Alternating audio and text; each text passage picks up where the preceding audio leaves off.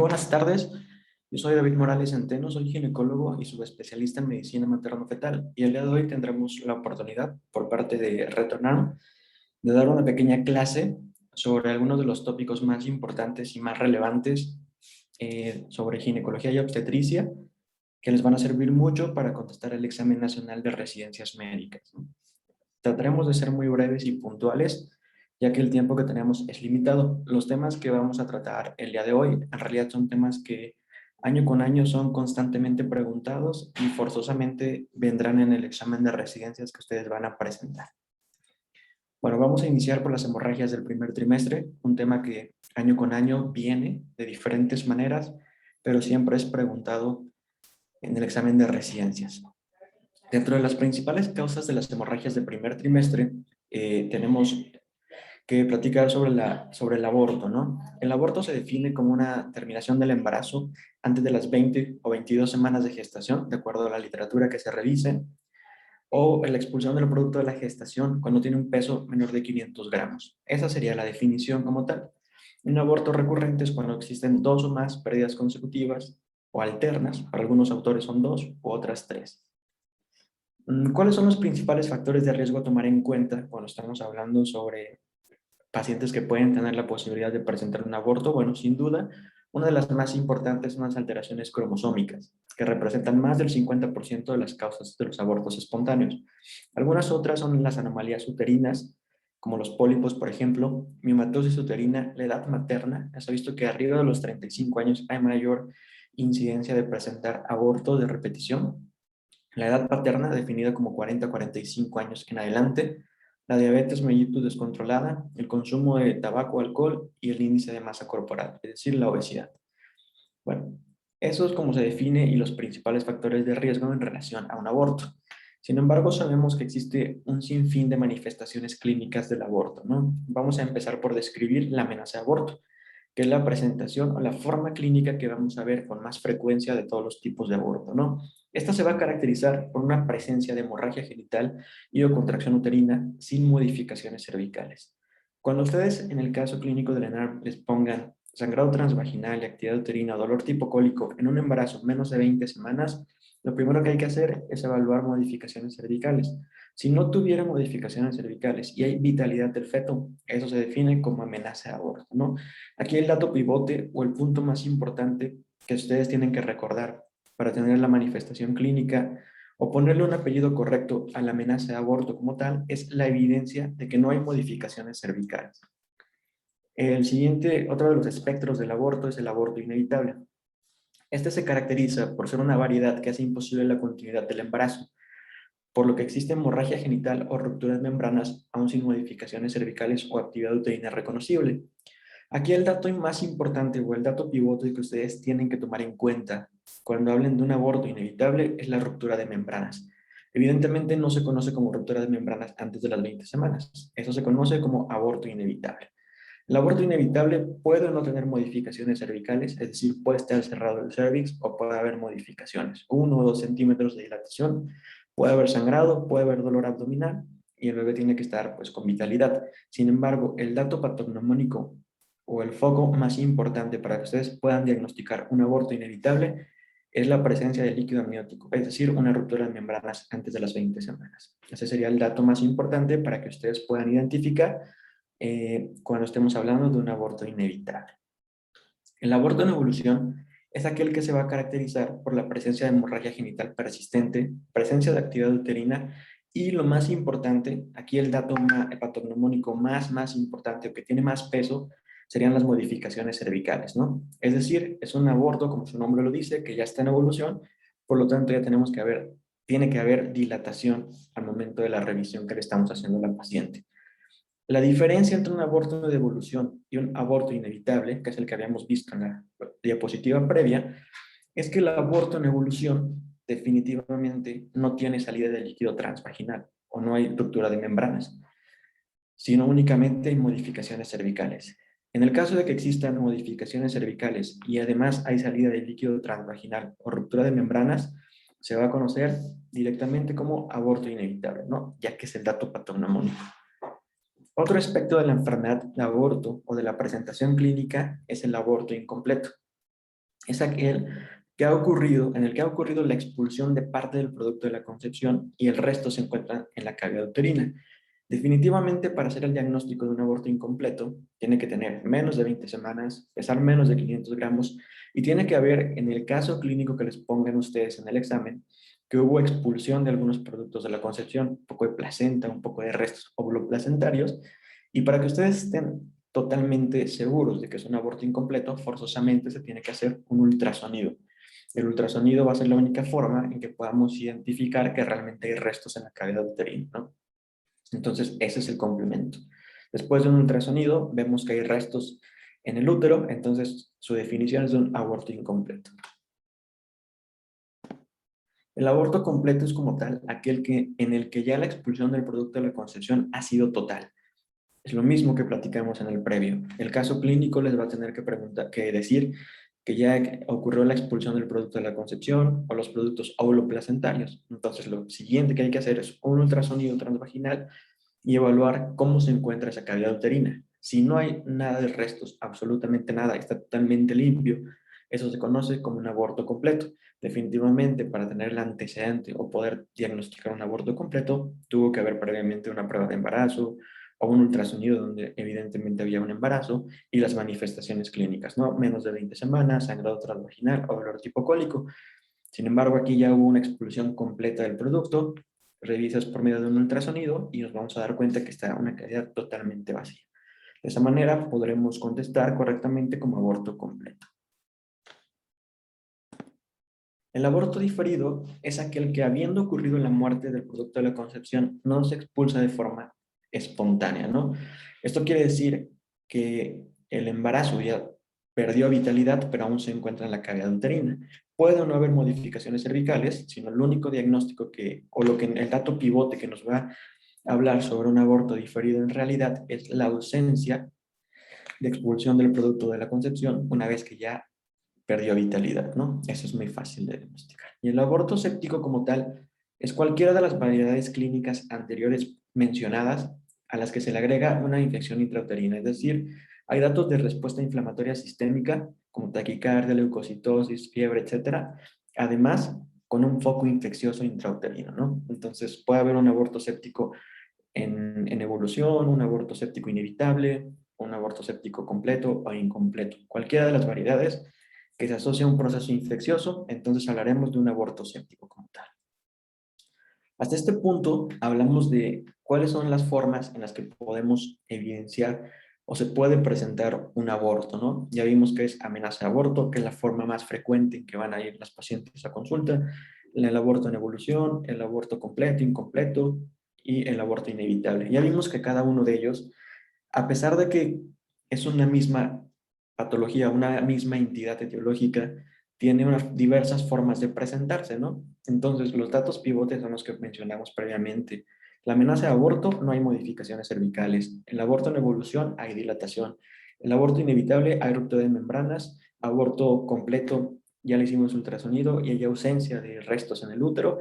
Y el aborto incompleto es aquel que después de hacer un ultrasonido tenemos restos uterinos, ¿no? Esa es la forma en cómo vamos a llegar a los diagnósticos correctos del mismo espectro de la enfermedad. Ahora bien, siempre en el examen de residencias nos preguntan, ¿cómo hacemos el diagnóstico o con qué confirmas tu sospecha diagnóstica? Lo más importante siempre va a ser la historia clínica, que esa va a estar descrita en el caso clínico que nos van a poner en los exámenes de residencias. Posteriormente, tenemos que hacer una exploración física. ¿Por qué tenemos que hacer una exploración física para saber de qué tipo de amenaza de aborto estamos hablando? Bueno, porque ya vimos que necesitamos ver y hacer modificaciones, ver si hay modificaciones cervicales, si hay salida de líquido transvaginal, si hay restos óvulo-placentario, etcétera, ¿no? Y como auxiliares diagnóstico, tenemos que hacer ultrasonido, ya sea transabdominal o transvaginal, y solicitar gonadotropina coriónica humana. Sin duda, siempre que les pongan para ginecología y obstetricia dos opciones entre ultrasonido transvaginal o transabdominal, el de elección va a ser transvaginal, ya que nos permite ver con una mayor fidelidad las estructuras intrapélvicas de nuestra paciente, ¿no? Entonces, hacemos historia clínica, exploramos con especuloscopía, tacto vaginal, vemos la secreción, el sangrado, si hay líquido o no, y un ultrasonido transabdominal. De esa manera llegaremos a los diagnósticos correctos de si es un aborto completo, incompleto, un aborto en evolución o un aborto inevitable. Solo requerimos de esos tres. Entonces, cuando ustedes les preguntan, ¿con qué confirmas tu sospecha diagnóstica? Bueno, con exploración física. Y para corroborar tu diagnóstico, necesitas hacer un ultrasonido transvaginal forzosamente. Los diagnósticos diferenciales siempre son importantes, porque con esta clínica, es decir, ¿qué otras enfermedades podemos diagnosticar con estos datos clínicos? Embarazo de menos de 20 semanas, con sangrado transvaginal y dolor abdominal.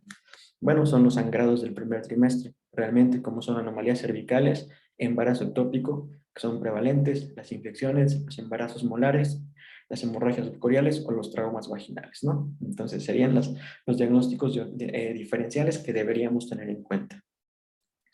Una vez que realizamos el diagnóstico, nos van a preguntar, ¿qué tratamiento ofrecer a este tipo de pacientes? Bueno, de primera instancia, y para fines prácticos, tenemos dos tipos de tratamiento que vamos a ofrecer a las pacientes cuando estén ante una etiología clínica de aborto, ¿no? Existe el tratamiento farmacológico y el tratamiento quirúrgico. Sin duda, la tendencia actual de la ginecología y obstetricia es ser menos invasivos y únicamente hacer tratamientos que ofrezcan una mejor alternativa a las pacientes. Por lo tanto, el tratamiento farmacológico suele ser igual de efectivo que el quirúrgico y debería ser el de primera instancia. Este tiene una tasa de éxito de un 70-90% y se recomienda principalmente para embarazos menores de 10 semanas de gestación. ¿Cuál es el tratamiento farmacológico que está aprobado 100% con una tasa de éxito del 96%? Bueno, es mifepristona 200 miligramos seguido de misoprostol 800 miligramos vaginales. Esa sería la respuesta correcta que tienen que poner en el examen de residencias. Si no llegara a venir mife más miso, la respuesta tendría que ser solito misoprostol, pero de elección es la combinación de mifepristona con misoprostol. En pacientes en quienes tienen contraindicación para el tratamiento médico o no son candidatas a un tratamiento médico o falló el tratamiento médico, tenemos alternativas quirúrgicas, como son la aspiración manual endouterina, que es el famoso MEU, y el legrado uterino instrumentado. Sin duda la MEU es un procedimiento quirúrgico mucho más noble y que se asocia a menos complicaciones. Por lo tanto, si una de las respuestas sería ¿cuál es el tratamiento quirúrgico del aborto? Definitivamente la respuesta correcta tendría que ser AMEU, ya que sirve para cualquier variedad, altura uterina menos de 11 centímetros y cuando existe una dilatación pequeña, ¿no? Y a diferencia del legrado uterino instrumentado, que este tiene muchas más complicaciones como perforación uterina, sinequias uterinas y perjudica la fertilidad posterior de la paciente. Bueno, en relación al tratamiento del aborto séptico, en caso de sospecha de infección, la evacuación uterina, ya sea tratamiento farmacológico o quirúrgico, debe realizarse después de 12 horas de impregnación de antibiótico. Entonces, doxiciclina 100 miligramos sería el tratamiento de elección previo a realizar el procedimiento y 200 vía oral después al procedimiento. Entonces, eso es para todas las variedades clínicas del aborto, como son un aborto inevitable, un aborto en evolución, un aborto completo, un aborto incompleto, ¿no? Como tal. Sin embargo, la amenaza de aborto, que ya hemos platicado previamente, que es la manifestación clínica o el espectro de la enfermedad de aborto mucho más prevalente, un 70% de los casos de aborto son una amenaza, es decir, no ocurre un aborto, solamente tiene la manifestación de un aborto que es sangrado y dolor abdominal, pero no hay modificaciones cervicales. Y a esta evidentemente no le vamos a dar los tratamientos previamente mencionados, porque el bebé tiene vitalidad y no hay modificaciones cervicales. Entonces, para el tratamiento farmacológico de la amenaza de aborto, la respuesta correcta es que no existe un tratamiento ideal para la amenaza de aborto. Lo más importante es identificar las causas posibles, ya que muchas de las causas pueden ser infecciones urinarias o cervicovaginales, confirmar la viabilidad, realizar gonadotropina, un ultrasonido y en varias ocasiones podemos usar antiespasmódicos, tal vez progesterona, antibiótico únicamente en caso necesario. Eh, el tratamiento que nosotros recomendamos únicamente como sintomático, pero que no es la cura real del aborto, ya que no existe, es la indomitacina rectal, 100 miligramos cada 12 horas por 3 dosis únicamente. Entonces, la respuesta correcta ante el tratamiento de una amenaza de aborto es identificar las causas, ver si es una infección urinaria, vaginal y ofrecer tratamiento evidentemente. Mejorando la enfermedad o la causa que esté generándolo, vamos a quitar esa amenaza de aborto. Y como sintomático es la indometacina únicamente. Acuérdense, esto es para amenaza de aborto, donde hay vitalidad del feto y no hay, y no hay modificaciones cervicales. Bueno, Otro de los temas también frecuentemente preguntados en el examen de residencias es el embarazo ectópico, ¿no? Se define como la implantación del blastocisto fuera de la cavidad endometrial. Entonces, tiene una epidemiología que va del 0,8 al 2% de todos los embarazos. Si se dan cuenta, la primera causa de hemorragias de la primera mitad del embarazo son los abortos, seguidos del embarazo ectópico, que va hasta el 2% de todos los embarazos. De acuerdo a su localización, de dónde está el blastocisto, es decir, fuera de la cavidad endometrial, vamos a recordar que el 90% ocurren en las trompas uterinas y de estas el 70-85% ocurren en la región de la ámpula, el 10 al 15% en la región del istmo, 5% en la región del pabellón y un 5% en la región del intersticio. Ya solamente 1 o 2% van a ocurrir en ovario, cervix, hígado, vaso o retroperitoneo. Entonces, la localización más frecuente de los embarazos ectópicos es en las trompas uterinas. Y de estas, de las 4 regiones que tienen las trompas uterinas, el 70-80% de los casos en la región de la ampolla. ¿Cuáles son los factores de riesgo? Los factores de riesgo son muy importantes ya que son los datos pivote que les van a poner a ustedes en el caso del examen de residencias que los hará sospechar el tipo de etiología del cual están hablando. Dentro de los factores de riesgo más importantes para un embarazo ectópico, pues está el daño a las trompas uterinas por cirugías previas, enfermedad pélvica inflamatoria, técnicas de fertilización in vitro, el uso de DIU o progestágenos, el uso del tabaquismo, la edad materna avanzada, embarazos ectópicos previos y la obesidad. El cuadro clínico es el mismo que los sangrados del primer trimestre. Sangrado transvaginal, dolor abdominal y amenorrea, evidentemente. Aquí hay un dato pivote. Siempre que les quieran poner un caso clínico sobre un embarazo ectópico, tiene que haber forzosamente la palpación de una masa anexial, es decir, en las trompas o en los ovarios, además de dolor abdominal. El diagnóstico como tal es clínico hasta en el 50% de los casos, ya lo habíamos platicado, es decir, amenorrea, sangrado transvaginal, pero acá para que podamos hacer un diagnóstico correcto de un embarazo ectópico, forzosamente requerimos de un ultrasonido transvaginal, donde evidenciemos que evidentemente el blastocisto no se encuentra dentro de la cavidad uterina, sino se encuentra en las trompas uterinas o en el ovario o en cualquier otro sitio ectópico, ¿no? Por otro lado, algunos autores también recomiendan utilizar una cuantificación de la gonadotropina coreánica humana. Normalmente en un embarazo normoevolutivo, la gonadotropina coreánica humana tiene un aumento exponencial su doble cada 48 o 72 horas. En los embarazos ectópicos no ocurre esta elevación de la gonadotropina coreánica humana. Sin embargo, el diagnóstico es suficiente para hacerse con el uso de las manifestaciones clínicas y el ultrasonido transvaginal evidenciando el blastocisto en la cavidad, en las trompas uterinas, en ovario o en cualquier otro sitio. Los embarazos tubáricos como tal son los más frecuentes, ¿no? Por lo tanto, cuando hagamos un ultrasonido, es frecuente que observemos una masa anexial en el 80-90% de los casos, un saco vitalíneo con embrión o no visible e incluso puede tener frecuencia cardíaca. Por otro lado, vamos a observar un anillo hiperecogénico alrededor de este saco gestacional, la hemorragia transvaginal, y podremos ver en el endometrio que no hay nada en la cavidad uterina, pero el endometrio sí está engrosado trilaminar, ¿no? Puede haber quistes deciduales, pseudosacos gestacionales y puede haber líquido libre en fondo del saco. Una vez que ya hicimos el diagnóstico de un embarazo ectópico, que ya vimos dolor abdominal, sangrado transvaginal, hemorragia del primer trimestre y un ultrasonido donde ya vimos que el blastocisto está fuera de la cavidad uterina, tenemos que ofrecer un tratamiento, porque es una emergencia el dar un tratamiento para un embarazo ectópico, ya que compromete la vida de la paciente. Existen 3 tratamientos actualmente, que es el expectante, médico y quirúrgico. Sin embargo, para fines de examen, el tratamiento expectante no es una cuestión que nos importe. Únicamente vamos a tener en cuenta el tratamiento médico y el tratamiento quirúrgico. El tratamiento expectante hace énfasis a dejar que se absorba por propias circunstancias del cuerpo, pero no es una opción para contestar en un examen, ¿no?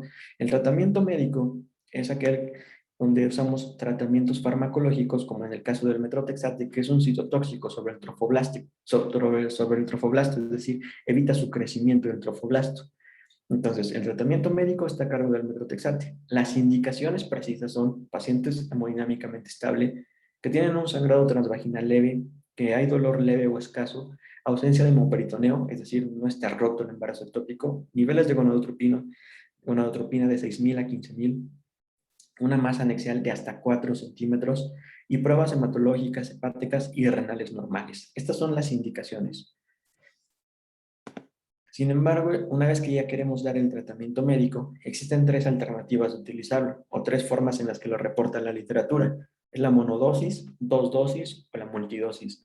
Las tres son igual de efectivas, sin embargo, el uso de monodosis eh, compromete más la salud de las pacientes, ya que expone a dosis altas de medicamento en una sola exposición y tiene más efectos adversos. Por lo tanto, la recomendación actual y universal es la multidosis, es decir, la misma dosis que se iba a dar en una sola toma, pero la vamos a hacer en una aplicación que sea dosificada. Usamos metrotexate un día sí y ácido fólico al día siguiente. Entonces, damos metrotexate el día 1, 3, 5 y 7 y ácido folínico el día 2, 4, 6 y 8. De esta manera, damos dosis pequeñas de ácido fólico, es decir, multidosis, y dosis pequeñas de metrotexate para evitar no exponer a dosis altas a las pacientes con buenos resultados en relación a la eliminación del embarazo ectópico. Entonces, si las llegan a preguntar, el tratamiento médico, que es la elección metrotexate, ¿qué es mejor, monodosis o multidosis? Son igual de efectivos, pero la multidosis se prefiere debido a que expone menos a efectos adversos a nuestras pacientes. Bueno, el metrotexate es un fármaco citotóxico y por lo tanto tiene efectos secundarios.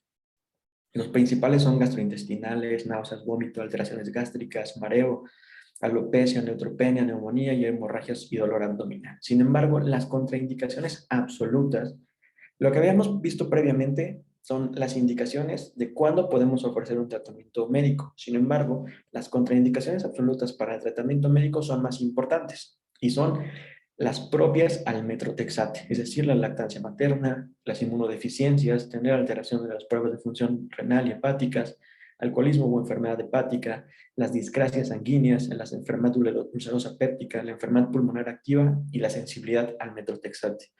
Entonces, lo que ustedes tienen que fijarse en los casos clínicos cuando seleccionen como tratamiento correcto el uso de metrotexate para el embarazo ectópico, tienen que identificar que la paciente cumpla los criterios para hacer un tratamiento médico y no tenga ninguna contraindicación absoluta para el tratamiento médico, que son propias del metrotexate, son las que tienen en su pantalla. También tenemos una alternativa, que es el tratamiento quirúrgico. Para eso tenemos la salpingostomía y la salpingectomía. Ambas son técnicas quirúrgicas que son avaladas para el tratamiento del embarazo ectópico. Sin embargo, actualmente la tendencia es hacerlo laparoscópico cuando la estabilidad de la paciente lo permite. La única manera de que ustedes contesten como respuesta correcta una laparotomía para un embarazo ectópico sería que hay inestabilidad hemodinámica o la paciente esté chocada. Entonces, en ese momento la respuesta correcta es laparotomía, ¿no? Para hacer este tipo de intervenciones en cirugías abiertas. De otra manera, el tratamiento correcto que ustedes tienen que poner es salpingectomía o salpingostomía de forma laparoscópica. ¿Cuál es la diferencia entre una u otra? Suenan igual, pero realmente tienen ciertas puntualidades, ¿no? La salpingectomía consiste en quitar de forma radical la trompa uterina y la salpingostomía es preservadora de la fertilidad. Lo que hace es hacer una incisión en la trompa uterina, quitar el blastocisto o el embrión, lo que tengamos en ese momento, reparar la trompa uterina y dejar que cicatrice. Es decir, no quitamos esa trompa uterina, la reparamos. Todo va a depender de que las condiciones clínicas, de que no esté roto, de que no tengamos sangrados descontrolados, etc. Entonces, siempre que se pueda, el tratamiento de elección va a ser una salpingostomía, ya que esta preserva la fertilidad. En casos donde exista una recidiva de embarazo ectópico, sea una trompa gravemente dañada, donde sea una hemorragia no controlada, o sea, no tiene deseos de fertilidad, en esos casos probablemente sí seamos candidatos a hacer una salpingectomía. Ya platicamos que la salpingectomía, bueno, como tal es una intervención quirúrgica más radical, ¿no? Porque quita la trompa uterina. Entonces la respuesta correcta debería ser salpingostomía. Y únicamente usaríamos una laparotomía exploradora en caso de que la paciente tuviera inestabilidad hemodinámica o la paciente estuviera chocada. Bueno, entonces dentro de las causas también, y de la última causa que veremos de hemorragia del primer trimestre, está la enfermedad trofoblástica gestacional. Como tal, la enfermedad trofoblástica gestacional es un grupo de enfermedades o patologías que incluye tanto enfermedades benignas como malignas. Dentro de las benignas está la muela datiforme, la cual se divide en parcial y completa, y dentro de las malignas, de la enfermedad trofoblástica gestacional, está la neoplasia trofoblástica gestacional, que incluye tres principalmente. que es la mola invasora, el coriocarcinoma y el tumor trofoblástico del sitio placentario. Como tal, la mola completa se define o se va a caracterizar por la ausencia de tejido embrionario fetal. Va a haber una degeneración hidrópica de las vellosidades coriales, así como una hiperplasia trofoblástica difusa con atipia. La mola parcial como tal se va a caracterizar por tener la presencia de tejido embrionario, a diferencia de la completa donde no hay tejido embrionario. Más adelante vamos a ver por qué en la parcial sí existe tejido embrionario. Esta se caracteriza por tener hiperplasia trofoblástica focal y variabilidad en tamaño de las vellosidades, edema y cavitación. El coriocarcinoma es el tumor maligno del epitelio trofoblástico y es el tumor más frecuente de la mola, ¿no? Afecta a las células del sincito y citotrofoblasto. El tumor del sitio placentario es un sitio raro, es un tumor raro que ocurre en el sitio de la implantación de la placenta y se va a caracterizar por tener un aspecto importante en la secreción del lactógeno placentario. Es como el dato pivote del tumor del sitio placentario. Y la mola invasora como tal se va a caracterizar por ser una lesión localmente invasora que rara vez da metástasis a distancia. Localmente lo que hace es invadir al miometrio, ¿no? Principalmente. Entonces, ¿cuáles son los factores de riesgo para que una paciente presente una mola? El 50% de las pacientes que tienen una enfermedad trofoblástica gestacional tuvieron una mola previa en un embarazo. Tienen abortos previos o de repetición, pueden tener un embarazo ectópico o embarazo previo al término, el uso de tabaquismo y la edad materna avanzada. Entonces, son los factores más importantes. Como tal, las manifestaciones clínicas de la enfermedad trofoblástica gestacional, bueno, son hemorragia uterina normal, es decir, son sangrado del primer trimestre, de las primeras 20 semanas del embarazo. Se caracteriza también un dato importante que siempre viene en los datos clínicos del caso clínico que les pongan, es un crecimiento uterino mayor al esperado para la edad gestacional. Esto quiere decir que si les pusieron que el embarazo tenía 12 semanas y tiene un fondo uterino que corresponde para 20, ¿no? Es un crecimiento uterino mayor al esperado. Ausencia de frecuencia cardíaca fetal, aunque ya vimos que sí puede haber. También los quistes tecaloteínicos son partoneumónicos. Puede haber hiperemesis gravídica, porque estas enfermedades trofoblásticas se caracterizan por un dato muy importante. Tienen niveles elevados de gonadotropina coriánica humana. Tienen más del doble de la cantidad que tendrían que tener normalmente para las semanas de embarazo que corresponden. Entonces, ¿cuáles serían los datos más importantes que ustedes tendrían que identificar en un caso clínico cuando quieran preguntarles una enfermedad trofoblástica gestacional? Uno es una hemorragia del primer trimestre, es decir, 20 semanas o menos, y un crecimiento uterino excesivo, lo que habíamos platicado, mucho más grande que no corresponde a la edad gestacional, y niveles de gonadotropina coriánica humana elevados en niveles muy, muy altos, ¿no? Y bueno, también podría haber quistes tecaloteínicos. El diagnóstico se hace con las manifestaciones clínicas que ya mencionamos previamente y tendremos que hacer uso de un ultrasonido para ver el patrón difuso ecogénico mixto que se reporta en la literatura como en panal de abeja o en copos de nieve. Ese es el dato patognomónico en el que ustedes le van a reportar los ultrasonidos, cuando hay copos de nieve o en panal de abeja. También es importante que si hay quistes tecaloteínicos sean muy comprometedores de enfermedad trofoblástica gestacional, presencia de feto y descartar invasión a miometrio, ¿no? Eso es lo importante. En relación a la mola hidatiforme, que es el espectro benigno de la enfermedad como tal, cuando tenemos a la mola completa y a la mola parcial. Esto es importante que lo entiendan bien porque siempre lo preguntan también en el examen de residencias. La mola completa se va a caracterizar porque va a surgir o se va a formar a partir de la fertilización de un ovocito vacío, es decir, un ovocito que carece de material genético, y este va a ser fertilizado ya sea por un esperma que duplica su propio material genético o por dos espermatozoides. Entonces, vamos a tener un cariotipo 46XX o 46XY, pero únicamente va a tener material genético del padre, es decir, de los espermatozoides, porque el ovocito va a tener un material genético ausente. Y acuérdense que nosotros, para poder continuar con la vida o poder formar células humanas, tienen que tener células diploides, es decir, 46 células tiene que tener para poder replicarse. Entonces, lo que hace es duplicar el material genético del espermatozoide para suplir la ausencia de cromosomas que tenía el ovocito, ¿no? De esta forma, como no hay material genético de la madre, del ovocito, esta mola completa va a carecer de componentes fetales, o sea, no va a haber un feto, porque no hubo material genético de la madre, solamente hubo material genético del padre. La mola parcial como tal va a surgir o se va a formar a partir de la fertilización de un ovocito haploide, es decir, con sus 23 células normales, que va a ser fertilizado por un espermatozoide que va a duplicar su material genético o por dos espermatozoides. Entonces, vamos a juntar 23 cromosomas de la madre y 23 de un espermatozoide y 23 de otro espermatozoide, nos van a dar un cariotipo 69XXX, XXY o 69XYY, ¿no? Es decir, este sí tiene componente genético de la madre y dos espermatozoides o el material genético doble de un espermatozoide. Por lo tanto, acá va a haber la presencia de componentes fetales. Entonces, esa es la diferencia. La mola completa, no hay partes fetales, no hay feto como tal, porque únicamente tiene componente genético de los espermatozoides. Y la mola parcial, sí hay partes fetales, porque sí tiene componente tanto de la madre como del feto. Esta tabla es muy interesante y es muy representativa a la manera de explicar cuáles son las características clínicas, las manifestaciones, el pronóstico y el riesgo de complicaciones de cada uno de los tipos de enfermedades de mola, algo que también les encanta preguntar en el examen. Bueno, la mola completa y la mola parcial. ¿Cuál es mucho más frecuente de observar? Sin duda, la mola parcial es más prevalente. Tiene una incidencia de 1 en 750 casos en comparación con 1 en 1500 de la mola completa. Si les llegan a preguntar cuál es más frecuente, sin duda la parcial. Ya vimos cuál es el cariotipo de cada una. La completa es 46XY, carece de material genético materno, por eso no hay tejido embrionario. La mola parcial tiene 69 cromosomas y acá sí hay tejido embrionario.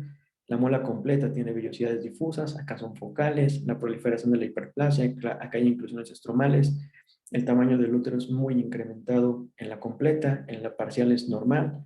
Los quistes tecloteínicos son muy evidentes en la muela completa, en la muela parcial son raros, y el riesgo de complicaciones a una neoplasia o un coriocarcinoma o una mola invasora son mayores en la muela completa, ya que la mola invasora se presenta hasta en un 15 a 20% de los casos, versus un 3 a 5% de la mola parcial. Y el coriocarcinoma se presenta hasta en el 3% de los casos versus el 1.1% de la muela parcial. Entonces, como tal, es más frecuente en la muela parcial y es más benigna. La mola completa es menos prevalente, pero una vez que se presenta, hay mayor riesgo de presentar mola invasora y coriocarcinoma, así como complicaciones.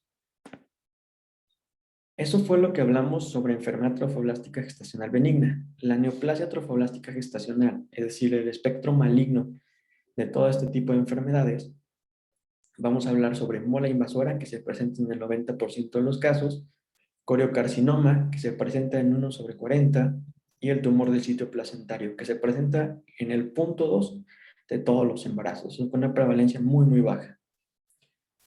Sin duda, ¿cuál es la complicación maligna más frecuente de la neoplasia trofoblástica gestacional? Bueno, es la mola invasora, que se presenta en un 90% de los casos y se va a caracterizar por la invasión del miometrio por excreción directa o venosa.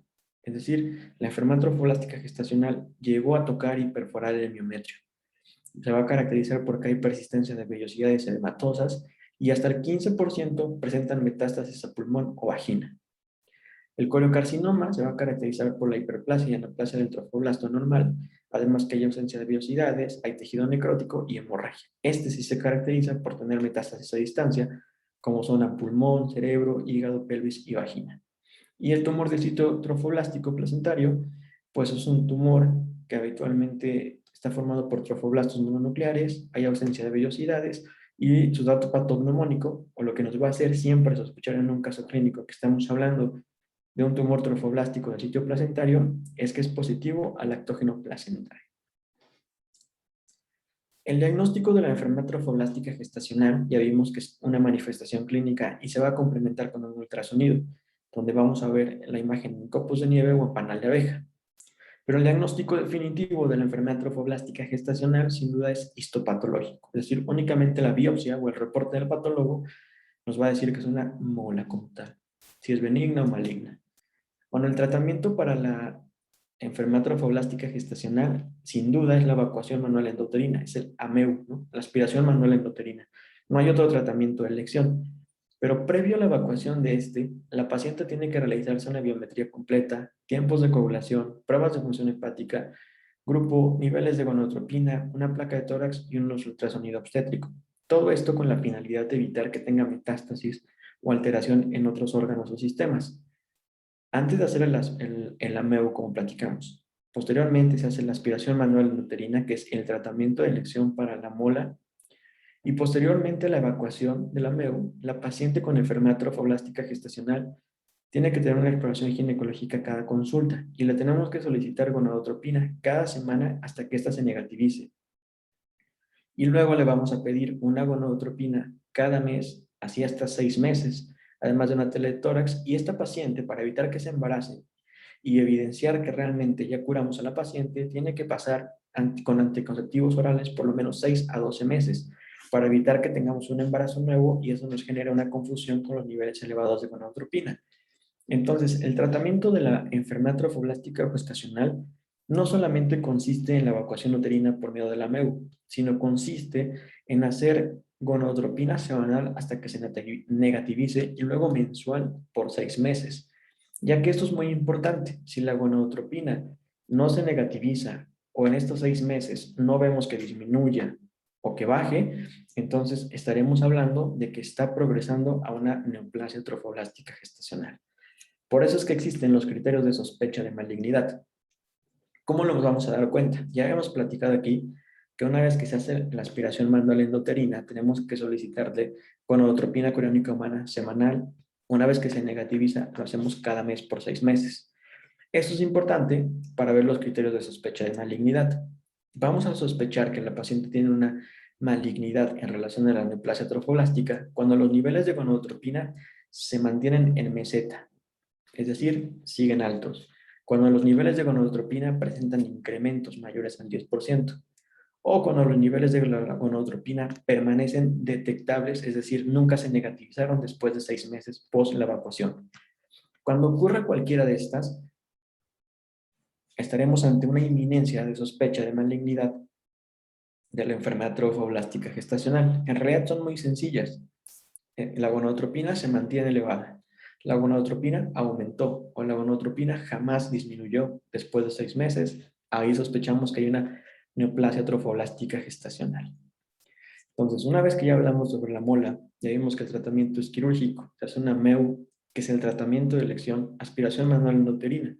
Si la paciente tuviera fertilidad satisfecha, se hace una histerectomía en bloque o podría hacerse hasta un legrado uterino instrumentado, con mayor riesgo de perforación, por lo tanto no sería la opción correcta. El tratamiento de elección para la mola hidatiforme sería la aspiración manual endouterino y posteriormente la histerectomía en bloque.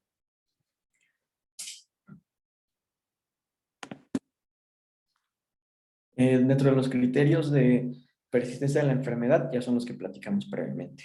Bueno, una vez que ya conocimos que la placenta está en una neoplasia trofoblástica gestacional, es decir, maligna, se hace una escala de puntuación para saber qué tratamiento le vamos a otorgar. Cuando se tiene una puntuación menor al 7, quiere decir que es una paciente de bajo riesgo, y cuando hay más de 7, se hablará de una paciente con alto riesgo. Cuando hablamos de pacientes con bajo riesgo para quimioterapia, únicamente les vamos a dar un tratamiento, ya sea metrotexate o atinomicina D. Cuando hablamos de pacientes con riesgo alto, es decir, una puntuación mayor a 7, le vamos a dar quimioterapia combinada, es decir, etoposide, atinomicina, metrotexate, ácido fólico, vincristina y ciclofosfamida. Entonces, cuando es de alto riesgo, le daremos muchos fármacos, una poliquimioterapia, y cuando sea de una sola de bajo riesgo, un solo fármaco.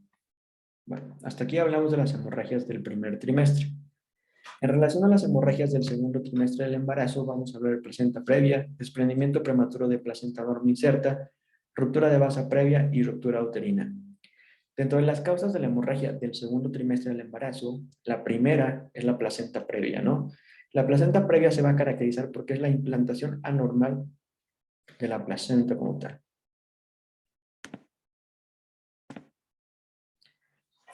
Que obstruye el orificio cervical interno. Clásicamente se presenta con un sangrado indoloro asociado a la formación del segmento uterino, ¿no? Y tiene una incidencia de 1 en 200 embarazos. La clasificación es oclusiva, oclusiva parcial, marginal y de inserción baja. La clasificación que maneja Cenetec es una placenta de inserción baja cuando se encuentra el borde placentario a menos de 7 centímetros del orificio cervical interno. Marginal, cuando el borde de la placenta alcanza los márgenes del orificio cervical interno. Y central o total, cuando cubre totalmente el orificio cervical interno. La etiología de la placenta previa es desconocida, sin embargo existen algunos factores asociados como son la multiparidad, es decir, múltiples cesáreas, muchos legrados, la edad materna avanzada, antecedente de aborto, cicatrices uterinas, gestación múltiple, tabaquismo. La clínica, o el dato importante, es una hemorragia episódica, pero es roja rutilante. No hay dolor, la paciente está asintomática, el bebé está totalmente normal, únicamente presenta un sangrado transvaginal que es rojo brillante o rojo rutilante.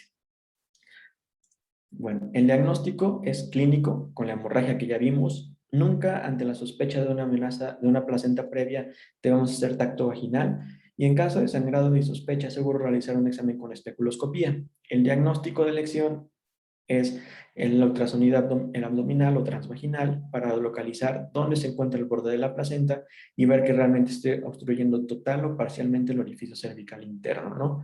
Para poder diagnosticar una placenta previa, el Cenetec dice que a partir de la semana 28 ya podemos poner ese diagnóstico. Antes no, porque la placenta se encuentra migrando.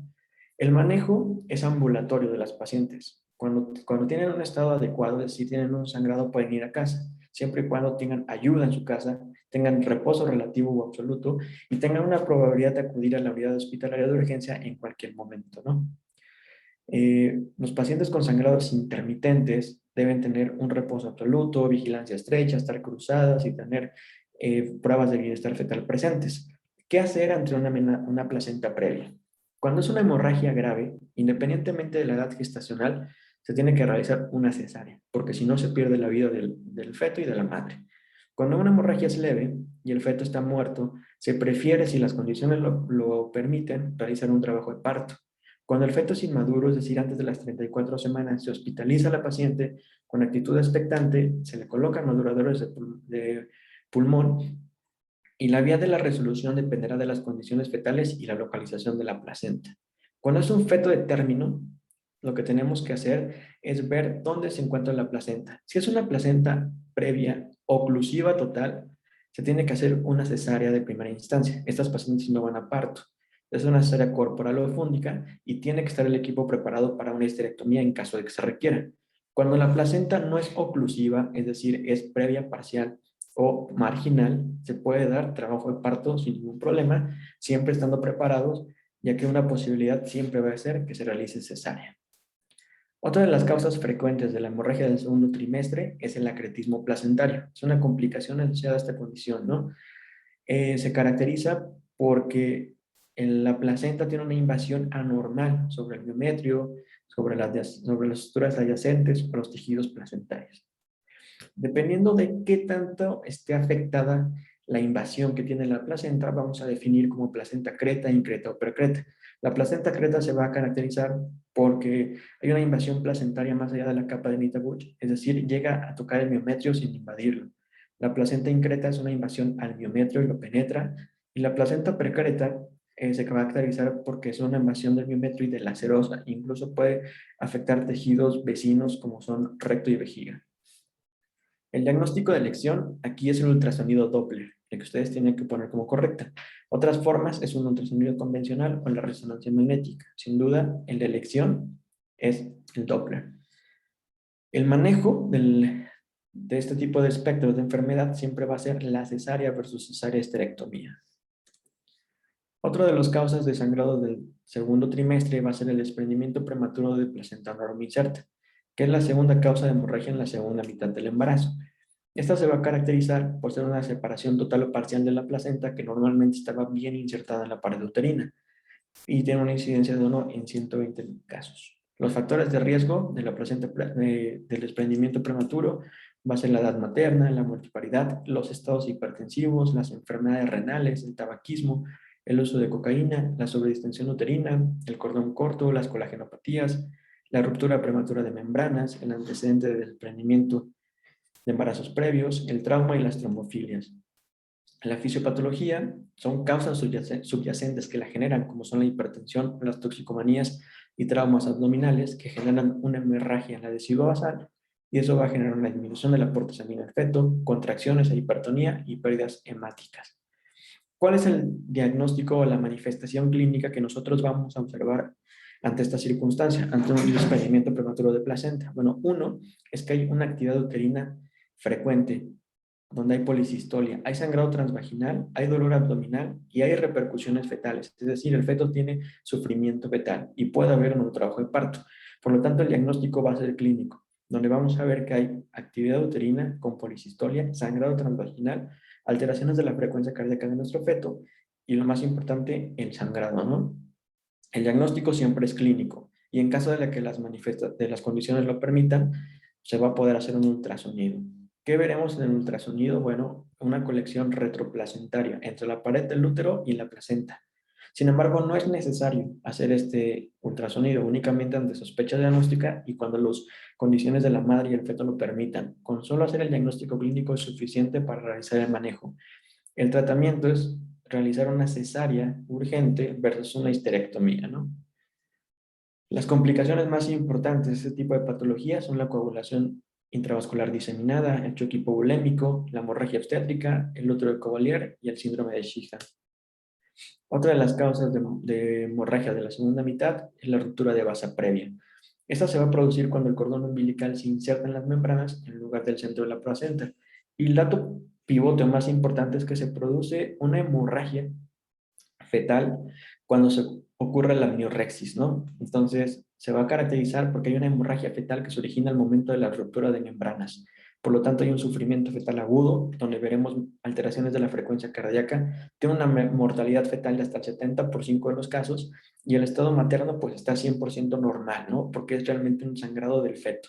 El tratamiento, el diagnóstico es clínico, es decir, hacemos una amniorexis y ocurre un sangrado transvaginal, que es sangre del feto, hay frecuencia cardíaca fetal alterada y tenemos que hacer una cesárea de urgencia. La ruptura uterina como tal, esta está asociada a la presencia de cicatrices uterinas previas y el uso de prostaglandinas y oxitocina, principalmente prostaglandinas. Los factores de riesgo son pacientes que han tenido cirugías uterinas previas, malformaciones uterinas, uso iatrógeno de citotóxicos, trabajo de parto prolongado, maniobras de Christeller, entre otras. La clínica se va a caracterizar por un dolor súbito a nivel suprapúbico, compromiso materno por el sangrado, hay hipotensión, taquicardia, pacientes chocadas, y va a haber algo característico, va a haber una pérdida de la presentación fetal, donde se perciben partes fetales a nivel abdominal. Es decir, como se rompió el útero, el bebito se va a encontrar nadando en la cavidad abdominal. Y el compromiso fetal, pues va a haber alteraciones en la frecuencia cardíaca. El manejo depende del diagnóstico. Una vez que se diagnostica, se tiene que hacer una laparotomía urgente para la extracción del feto y reparación quirúrgica del útero. Tiene una mortalidad fetal del 30% e incluso algunas ocasiones puede requerir una histerectomía. Bueno, eso fue todo lo que hablamos sobre hemorragias de la segunda mitad del embarazo. Ya para terminar, hablaremos sobre los estados hipertensivos del embarazo. Un tema también lo veremos muy rápido y muy corto, muy conciso, tratando de dar unos datos importantes para que a ustedes les quede más claro en el examen de residencias. En relación a los estados hipertensivos del embarazo, es un tema que año con año vienen por lo menos uno o dos casos clínicos. Por lo tanto, es bien importante que ustedes tengan estos temas a la orden para contestar su examen. Se va a definir como estado hipertensivo del embarazo cualquier elevación de cifras tensionales arriba de 140/90 de reciente inicio del embarazo. Y dependiendo del momento de su presentación y las características clínicas, vamos a poder ponerle un nombre y apellido. Cuando existe una elevación de cifras tensionales arriba de 140/90 y se presenta después de las 20 semanas de gestación asociado a proteinuria, estaremos hablando de preeclampsia. Cuando la paciente tiene datos de vasoespasmo, convulsiona o datos neurológicos, se va a llamar eclampsia. Cuando tengamos cifras tensionales arriba de 140/90 y se diagnosticó antes de las 20 semanas, con o sin proteinuria, eso se va a conocer como hipertensión arterial sistémica crónica. Cuando las pacientes son hipertensas crónicas y además desarrollan elevación de cifras tensionales y datos clínicos de preeclampsia después de las 20 semanas, eso se va a conocer como preeclampsia agregada. Y cuando tengamos pacientes con cifras tensionales arriba de 140/90 que presentan esta elevación después de las 20 semanas sin proteinuria se va a conocer como hipertensión gestacional. La preeclampsia como tal es un síndrome que complica el embarazo. Generalmente ocurre después de las 20 semanas o hasta en el puerperio, sin duda, y se va a caracterizar por una reducción de la perfusión sistémica secundaria a vasoespasmo y una activación de los sistemas de coagulación. En relación a la epidemiología, se estima que tiene una prevalencia del 7.5 a nivel mundial y en países en vías de desarrollo como el nuestro representan del 10 al 15% de las muertes directas a nivel mundial, con una tasa de fatalidad de hasta del 6.4 por cada 10.000 casos. ¿Cuáles son los factores de riesgo para que una paciente tenga preeclampsia? Que van a ser los que les van a preguntar en los casos clínicos. Uno más importante es ese antecedente de preeclampsia, tener un primer embarazo, historia familiar de preeclampsia, diabetes gestacional, pregestacional, síndrome de anticuerpo antifosfolípidos, obesidad, embarazo gemelar y edad materna mayor de 40 años. ¿Cuál es la etiología de la preeclampsia? A la fecha no existe una etiología conocida, ¿no? Lo que sí estamos seguros es que es de origen placentario. Se va a generar la preeclampsia por una mala invasión de la segunda oleada trofoblástica que ocurre entre la semana 14 y 16. Es decir, la segunda oleada trofoblástica existe una mala comunicación entre el trofoblasto y los vasos uterinos maternos. Esto va a generar que se liberen diversos factores angiogénicos que van a generar una vasoconstricción, como vemos en su imagen. Normalmente, cuando el trofoblasto entra en contacto con los vasos maternos, existe una vasodilatación que permite ese intercambio de sangre entre la madre y el feto. Cuando existe una mala comunicación o mala invasión del trofoblasto hacia las arterias uterinas de la madre, va a existir una liberación de factores angiogénicos, un vasoespasmo, y vamos a tener como resultado una vasoconstricción sistémica con liberación de diversos factores antiangiogénicos. En relación a la fisiopatología, es importante recordar que todo se origina a partir de una hipoperfusión de hipoxisquemia. Existe una diferenciación trofoblástica deficiente y una remodelación anormal de las arterias espirales. Todo esto secundario a una mala invasión trofoblástica en su segunda oleada. Como ya vimos, existe un compromiso de la circulación uteroplacentaria, es decir, una vasoconstricción que de ser algo localizado a nivel uterino, va a generar liberación de tromboplastina placentaria, microcoágulos y vasoconstricción a nivel sistémico, además de liberación de diversas sustancias antiangiogénicas que van a actuar sobre diversos órganos y sistemas y van a ser los responsables de generar todas las manifestaciones de severidad de la enfermedad.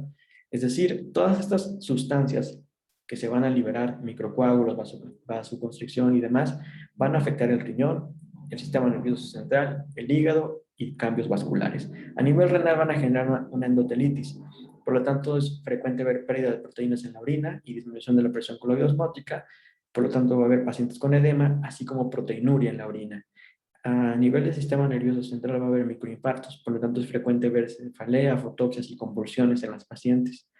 A nivel hepático va a haber elevación de las transaminasas, incluso síndrome de HELP, o puede haber distensión de la cápsula de Gleason hepática que va a generar epigastralgia y dolor o ruptura hepática.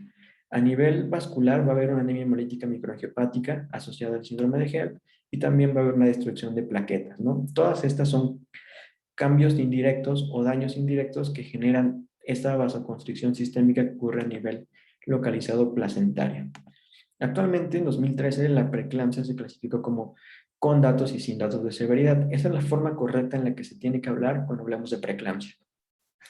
Con datos de severidad vamos a hablar cuando tengamos una presión arterial arriba de 140-90 y cualquiera de las siguientes. Puede haber proteinuria o ausencia de la misma, pero tiene que tener alguno de los siguientes: trombocitopenia menor de 100.000 plaquetas, daño renal con una elevación de la creatinina arriba de 1.1 o el doble de su valor basal que tenía, daño hepático, que lo podremos ver con elevación de las transaminasas, el doble de su valor normal, edema pulmonar o síntomas cerebrales y visuales. Es decir, cuando tenemos elevación de cifras tensionales y cualquiera de las siguientes que mencionamos, eso va a ser una preeclampsia con datos de severidad.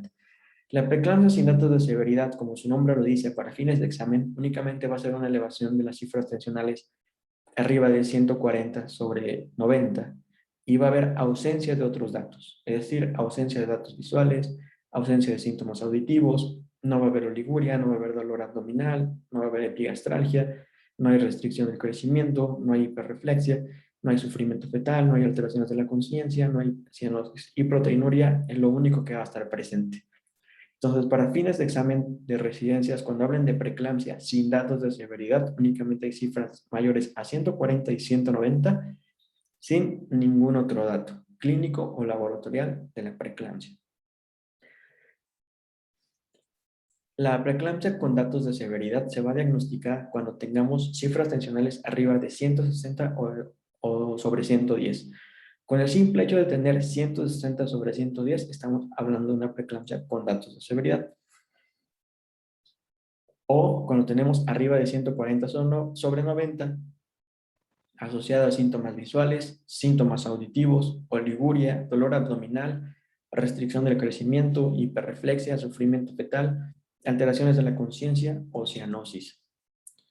Entonces es muy sencillo cómo vamos a clasificar la preeclampsia. Una vez que a ustedes les pongan los casos clínicos en el examen de residencias, le van a poner, se trata de una preeclampsia con o sin datos. Entonces, sin datos de severidad, acuérdense, 140 sobre 90 y que no pase 160 sobre 110, porque si tiene 160 sobre 110 o más, automáticamente pasa a ser una preeclampsia con datos.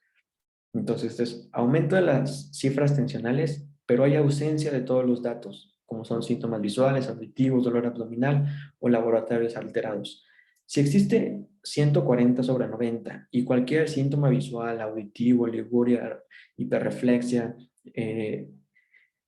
o cualquier dato clínico o laboratorial, eso lo hace automáticamente una preeclampsia con datos de severidad. Por otro lado, si tiene ausencia de datos clínicos o laboratoriales de preeclampsia, pero tiene únicamente cifras tensionales mayores a 160 sobre 110, entonces estaremos hablando de una preeclampsia con datos de severidad. En relación a los aspectos farmacológicos y terapéuticos que tenemos, actualmente el único fármaco que ha disminuido como profilaxis para evitar que se aparezca la preeclampsia o que desarrolle preeclampsia una paciente es el uso de aspirina a dosis bajas, es decir, dar de 80 a 150 miligramos, una dosis diaria nocturna antes de las 16 semanas hasta la semana 36, es el único tratamiento que ha demostrado ser efectivo para reducir o disminuir el riesgo de preeclampsia. ¿A quién se lo vamos a dar? Ojo, la aspirina no es el tratamiento para que se cure la preeclampsia, esto es preventivo. Cuando nosotros identificamos a aquellas pacientes que tienen alto riesgo de desarrollar preeclampsia, como aquellas pacientes que tienen hipertensión crónica o que tienen síndrome de anticuerpos antifosfolípidos, que tuvieron preeclampsia en un embarazo previo, etcétera, o que tienen diabetes pregestacional, estas pacientes deben recibir aspirina de forma obligatoria antes de las 16 semanas para prevenir que tengan preeclampsia. Pero una vez que se presente ya la preeclampsia, pues ya tenemos que hacer uso de otros fármacos, ¿no? El manejo médico de los antihipertensivos como tal no previene desenlaces perinatales adversos. Quiere decir que no cura como tal, pero disminuye la severidad de los casos, ¿no? Entonces sí es importante ofrecer un buen tratamiento médico. ¿Qué tratamientos médicos antihipertensivos tenemos actualmente? Bueno, el tratamiento de las mujeres con preeclampsia no modifica la historia natural de la enfermedad, sin embargo, disminuye la incidencia de enfermedades graves, ¿no? Dentro de los fármacos más recomendados en el embarazo y los únicos que pueden utilizar es alfa-metildopa, labetalol, hidralazina y antagonistas de canales de calcio. Algunos autores pueden recomendar beta bloqueadores, ¿no? Sin embargo, son los únicos fármacos que se pueden utilizar. Ya veremos que para cuadros leves de preeclampsia sin datos, hipertensión gestacional, hipertensión crónica en el embarazo, el fármaco de elección es el alfa-metildopa y la betalol, hidralazina y antagonistas de los canales de calcio van a ser el fármaco de elección para las emergencias o crisis hipertensivas. Los que están contraindicados en el embarazo son los YECAS y los ARA2 y los diuréticos, ya que son teratogénicos, pueden producir oligohidramios, alteraciones renales y disminuyen el flujo uteroplacentario hacia los fetos. Entonces, siempre dejar de usar cualquier otro fármaco y solo nos vamos a centrar en usar alfa-metildopa, que ya dijimos, es el fármaco de elección para hipertensión gestacional, para hipertensión crónica, para preeclampsia sin datos de severidad. Y nifedipino, labetalol e hidralazina serán los fármacos más utilizados para las emergencias hipertensivas. Aquí la betalol en la guía del CENETEC viene señalado como no disponible en México, entonces sus opciones para fines de examen se van a limitar a nifedipino e hidralazina. Tenemos que tener en cuenta que las crisis hipertensivas se van a referir cuando existe elevación brusca de la presión arterial arriba de 160 sobre 10 sin evidencia de daño a órgano blanco. Y una emergencia hipertensiva es cuando hay 160 a 110 y existe evidencia de lesión a órgano blanco. Por lo tanto, la preeclampsia con datos de severidad es una emergencia hipertensiva. ¿Qué fármacos utilizaremos? Ya hemos visto que nuestras alternativas en México, de acuerdo a Cenetec, únicamente se limitan a dos, que es el uso de nifedipino vía oral y la hidralazina intravenosa. Ambos, en diversas revisiones sistemáticas y metaanálisis, han mostrado ser igual de eficientes. Una es intravenosa, que es la hidralazina, y el nifedipino, que es vía oral, ¿no? Sin duda, los dos son igual de efectivos. Nosotros siempre recomendamos que utilicen nifedipino como primera elección. También para tratamiento ideal de las emergencias hipertensivas o preeclampsia con datos de severidad, para evitar que la paciente convulsione, tenemos que utilizar tratamientos preventivos, como es sulfato de magnesio, ¿no? Cuando no se puede usar el sulfato de magnesio, podemos hacer uso de la fenitoína. Estas se van a dar 4 gramos en 20 minutos, seguido de 1 o 2 gramos por hora hasta la interrupción del embarazo. Esto es con el objetivo de evitar que la paciente tenga eclampsia. En relación a la resolución del embarazo, si las condiciones lo permiten, diversas revisiones sistemáticas han demostrado que los embarazos con ya sea hipertensión gestacional, preeclampsia sin datos, hipertensión crónica deben interrumpirse o estos bebés deben de nacer a las 37 semanas. Prolongar el embarazo más allá de las 37 semanas no ha mostrado beneficio, incluso tiene mayor repercusión sobre desenlaces adversos. El riesgo de recurrencia de la enfermedad de preeclampsia es hasta del 65% en los otros embarazos, es decir, preeclampsia severa desarrollada en el segundo embarazo. Solo 35% permanecen sin repercusiones. Los riesgos a largo plazo, una paciente que tiene preeclampsia tiene mayor riesgo de presentar hipertensión crónica a lo largo de su vida, enfermedades cardíacas isquémicas, enfermedad vascular cerebral, tromboembolismo venoso y enfermedad renal terminal crónica. Entonces, sí es un factor importante que desde el embarazo puedan incidir en evitar este tipo de desenlaces. Dentro de las complicaciones más importantes de preeclampsia tenemos la lesión renal aguda, lesión cardíaca, coagulación intravascular diseminada, lesiones hepáticas, lesiones placentarias, edema agudo de pulmón y hemorragias cerebrales. Bueno, hasta aquí terminamos con algunos de los temas más importantes sobre lo que van a preguntarles a ustedes en el examen nacional de residencias sobre ginecología y obstetricia. Es importante que recuerden que el día de hoy tuvimos un tiempo limitado y por eso fueron puntos importantes y muy sintetizado con el objetivo de que sirva para un repaso intensivo para ustedes. Lo importante es que continúen con el uso de todas estas herramientas que RetoNarm tiene para ustedes. Recuerden hacer uso de la aplicación y de la plataforma de RetoNarm, ya que les va a permitir estar más habituados al momento de saber cómo es el examen de residencias, cómo aprender a contestarlo, y los va a llevar de la mano para poder guiar y poder enfrentarse a este tipo de exámenes.